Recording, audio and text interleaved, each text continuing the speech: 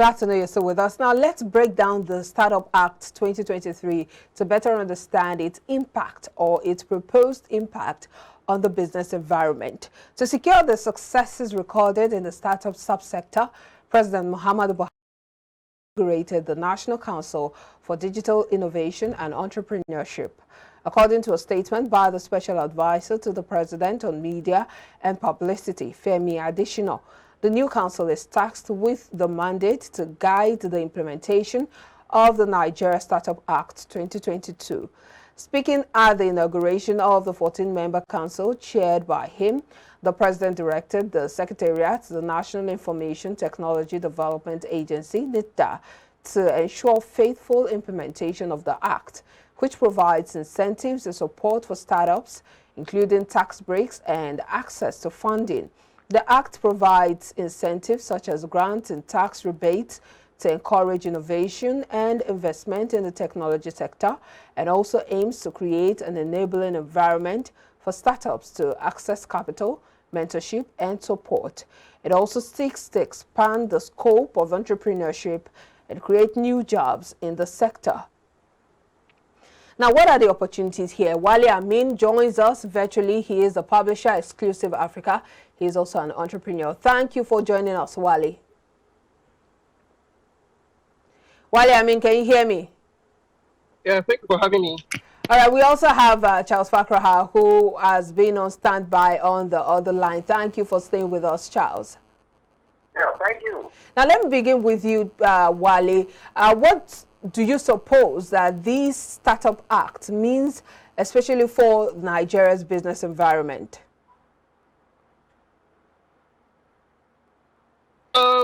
Basically, I think it opens up a whole lot of opportunities, in the sense that now there's a regulatory framework, for a tech startup in Nigeria, as against what you had before now, where nobody was responsible for anything, and there was no clear-cut rules and guidelines, as to how it work. Now there is a regulatory framework. There are chances that the opportunities that entrepreneurs in the tech startup ecosystem can plug into, both from the side of the federal government and even globally. So it essentially provides a framework where startups can apply for funding, can apply for grants, can apply for tax breaks, and so much more opportunities like that. So essentially, it's a whole lot of opportunities that it presents, because there is now, a law. There's a framework that is backed by the law, that empowers startups, that empowers. It gives the tech ecosystem basically a face, and the opportunity to be able to access all of the opportunities that hitherto probably were lost or probably were unknown. Now they are made known. Now it's out there in the public, because even from now we would begin to have communication. We'll begin to have announcements of opportunities like the 10 billion naira funding that is coming from the side of the federal government. We will be able to we'll now know how to access this particular funding, and also globally how to access venture capitalist funding, even from outside of the country. So yes, it gives a whole lot of window of opportunities for the tech startup system in Nigeria. Let me come to you, Charles. Now, it looks like a new day for Nigeria startups, but do you see this as the way to go? Because obviously everyone will tell you that having acts aren't really the issues, because most time we have the Petroleum Industry Act. Many of the laws or the stipulations on that act are yet to be implemented as we speak. So is it a problem, or is it an issue that can be resolved with having acts, or do we really still have issues when it comes to implementation, when it comes to ensuring that all of these proposed laws and proposed suggestions are eventually brought to the light of the day? Yes, I agree with you that we have acts, other acts, policy, laws. The most important thing for any law or rule, regulation is implementation. So here we've had that issue of trying to implement some of these or execute some of these laws that have been very beautiful laws that are really going to take care of our problems, but we're not having there to implement. So implementation is key. And that's why for this particular startup act, I'm seeing the president be chairman of the council, the 12-man council, member council, that will see to the implementation. So that means the government also recognize that there's one thing to have this act, and there's another thing to implement it. And that is why that council has been inaugurated. Now, it is on the responsibility of that council now to ensure and see that the letter of the law is implemented concerning that act. And one thing I see that will make it work the way forward is the issue of mentoring. Because when you have mentors and mentees, the mentors are not already made it and they are leaving what they have made. Now, it will be easy to encourage other upcoming actions in terms of tech. So I see this act as being robust. The earlier speaker has spoken of opportunities, tax breaks, incentives, and so many others. So what is now left is honesty, integrity, credibility of those members of that implementation committee. And the president giving that leadership, I see this being implemented. And of course, there's a lot of blessed youths that we have there who are tech savvy. You cannot believe what they can do if they are properly addressed, show that leadership, and of course, all the incentive, all the encouragement, all the guidance given to them. I see this act turning the Nigerian tech space to one of the best in the world. Well, this seems to be, of course, they have talked about the fact that it would provide new jobs. But paint for us a picture of how this will play out. How would these jobs be created? Okay, yeah. So basically, like Charles, that's to Wale. Charles, please hold on. Wale, go ahead, please.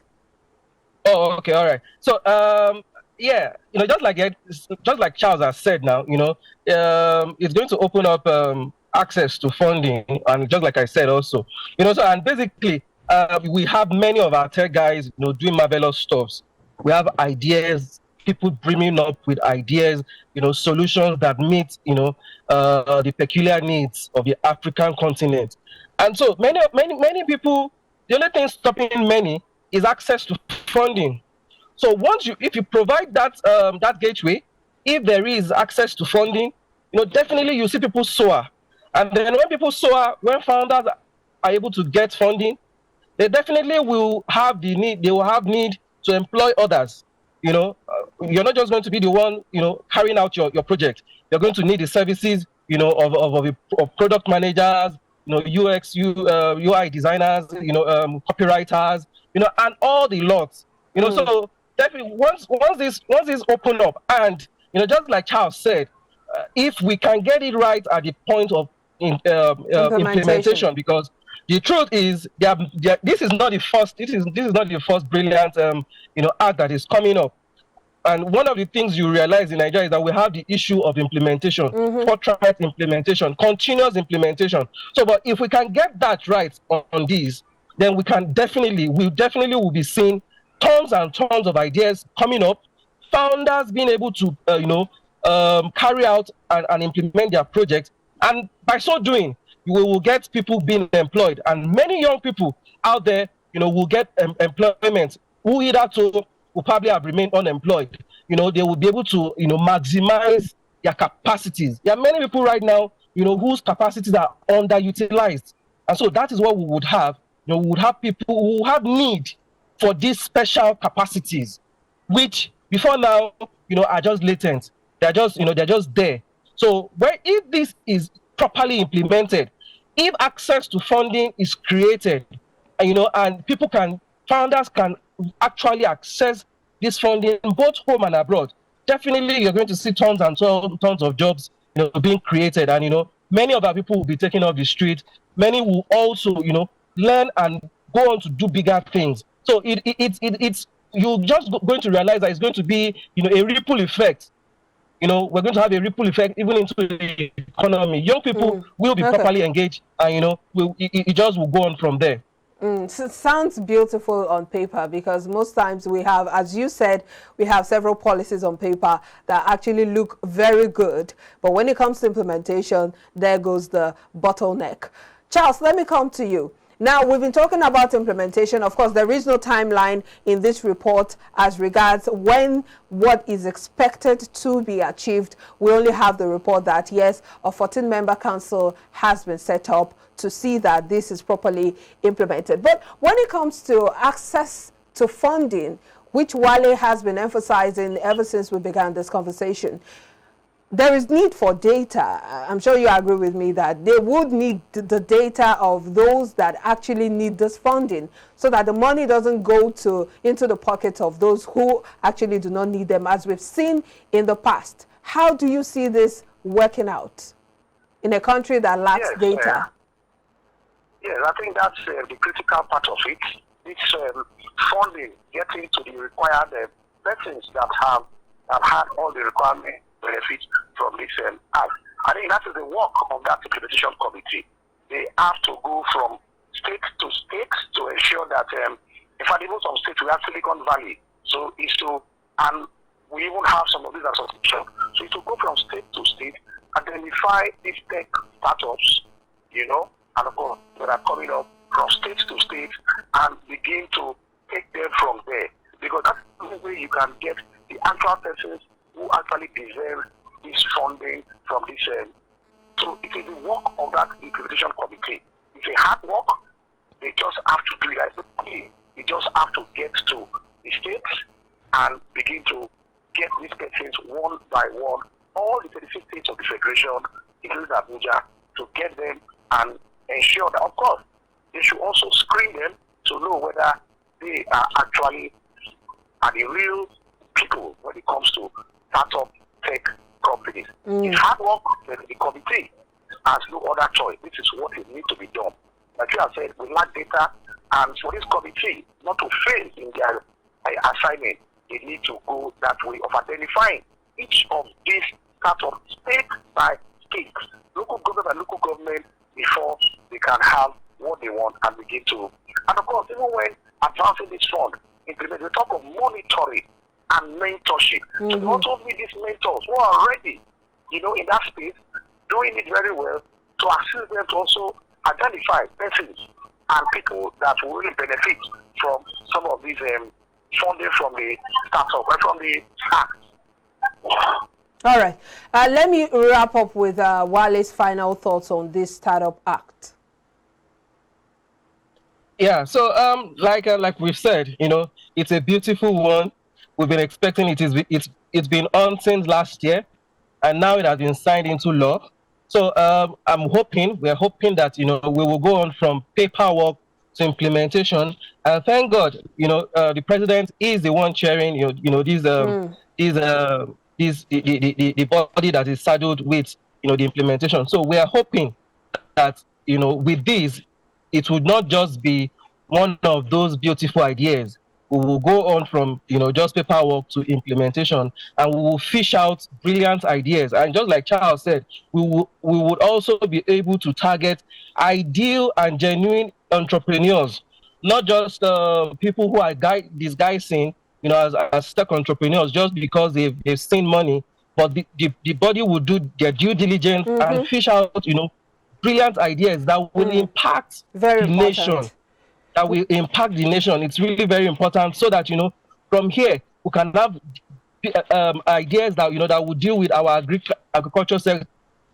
All right, we'll just leave it there. Your point has been noted, duly noted. Thank you so much, gentlemen. Wale Amin, entrepreneur, publisher, Exclusive Africa. Charles Fakroha, iBrandTV senior analyst. Thank you so much, gentlemen, for your sterling contribution on the show this morning. Thank you for having me.